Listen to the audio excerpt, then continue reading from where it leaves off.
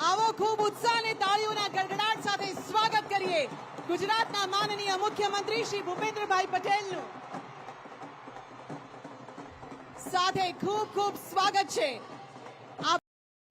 आज नहीं तो कल होगा. ચરૈવેતિના મૂળ સિદ્ધાંત પર ચાલનારા આપણા યશસ્વી વડાપ્રધાન શ્રી નરેન્દ્રભાઈ મોદીના એક સ્વપ્નએ બદલી નાખ્યો એક યુગ.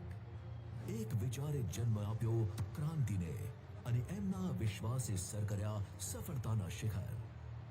કરીએ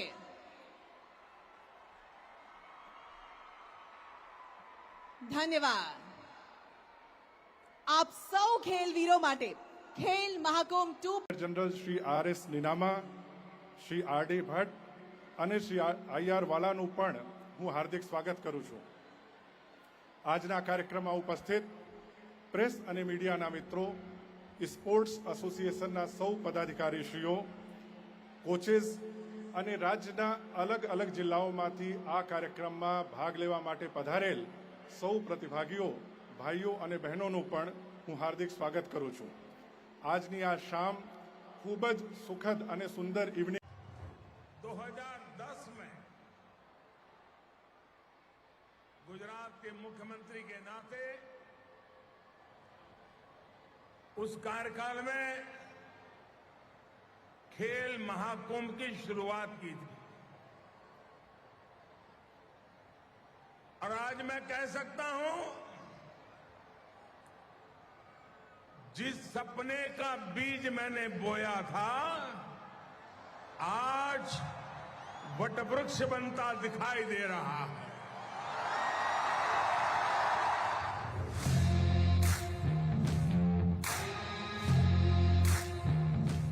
આમ 2010માં શરૂ થયેલા ખેલ મહાકુંભને 2014 પછી જબરદસ્ત વેગ મળ્યો. ડબલ એન્જિન સરકારના મક્કમ અભિગમોના કારણે અનેક બંધ દરવાજા ખુલી ગયા. સ્પોર્ટ્સ માટે 293 કરોડના વિશેષ બજેટ સાથે મુખ્યમંત્રી શ્રી ભૂપેન્દ્રભાઈ પટેલ ડબલ ગતિએ સ્પોર્ટ્સને આગળ વધારી રહ્યા છે. એટલે જ તો 2023માં ખેલ મહાકુંભ 2.0માં બહોળો પ્રતિસાદ મળતા રેકોર્ડ બ્રેક 66 લાખથી વધુ લોકોએ રજીસ્ટ્રેશન કર્યું. ખેલાડીઓના આ જ ઉત્સાહને જોતા જ સરકારે ખેલ મહાકુંભ 2.0માં 4 નવી રમતો ઉમેરી કુલ 39 રમતોનો સમાવેશ કર્યો અને દિવ્યાંગો માટે પણ સ્પેશિયલ ખેલ મહાકુંભનું આયોજન કરાયું છે. વિજેતા ખેલાડીઓને 45 કરોડ સુધીના રોકડ પુરસ્કારોથી સન્માનિત કરાશે.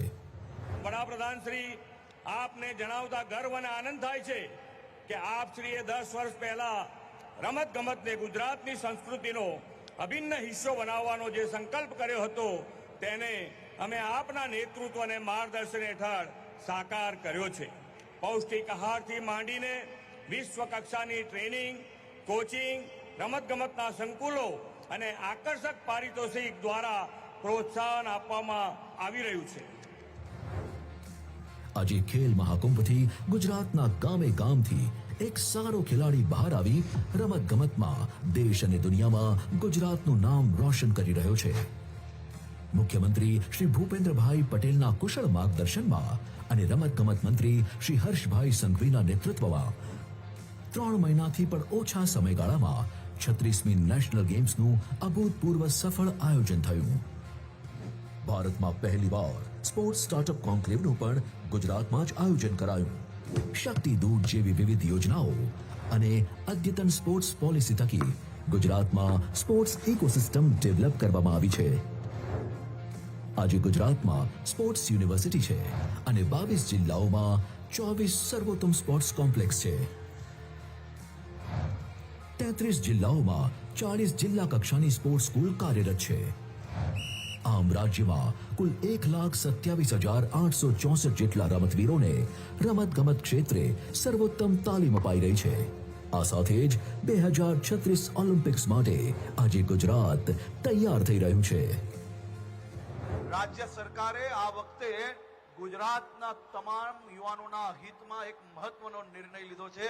આ વખતે ખેલ મહાકુંભમાં તમામ યુવાનો 2 જેટલી રમતોમાં ભાગ લઈ શકશે. 1 થી વધારીને 2 કરવામાં આવી. સ્પોર્ટ્સ સેક્ટરમાં દેશમાં સૌથી મોટું આયોજન તો છે જ, પણ આ આયોજનની અંદર રમતની અંદર આટલા મોટા બદલાવ, આટલા મોટા ઇનામો આ તમારા સૌ માટે દર્શાવે છે કે આવનારો સમય સ્પોર્ટ્સનો સમય છે.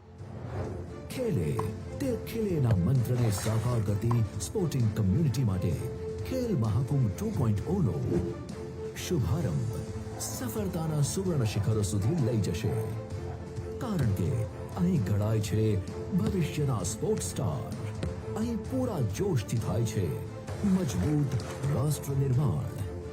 આ જંગ નથી પણ જુસ્સો છે, જે જંગથી જરાય કમ પણ નથી.